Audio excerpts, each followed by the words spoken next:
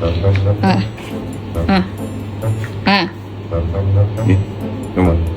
有东西给你，你看什么东西？啊，啊，我来看 Team.com 你看谁的名字？我的名字还有你看去哪里？这你看机票，你看那个飞去哪里？日本哦，买机票给我啊？然后你看去日本啊下一张，你看下一张谁的名字？吉修用。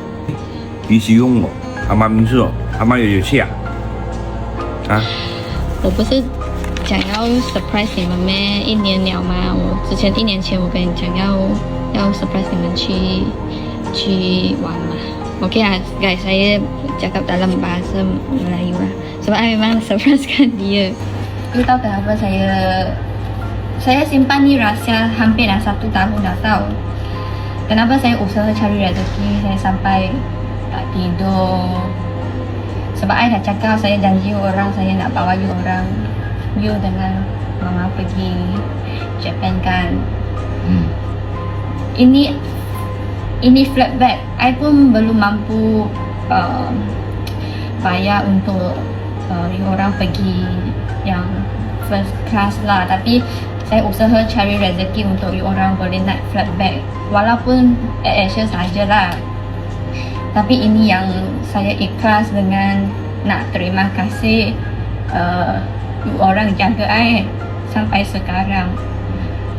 So ini yang saya nak hadiahkan you lagi sebab bulan 6 lah. 10/6 mak punya birthday, so kita boleh sambut dekat situ. So ini yang saya nak hadiahkan you orang. Saya tahu you memang tak akan nak macam nak tinggalkan kedai you lah, sebab I book salah 12 hari. So I tahu, I pun tak tahu nak macam mana nak cakap dengan you lah. So I harap you happy. I hadiahkan you dengan mak lah, sebab mami pun belum tahu, dia dah tidur dah. So ini yang jadi satu anak punya ikhlas lah dengan usaha cari rezeki untuk nak bagi you orang rasa pergi jalan-jalan cuti-cuti.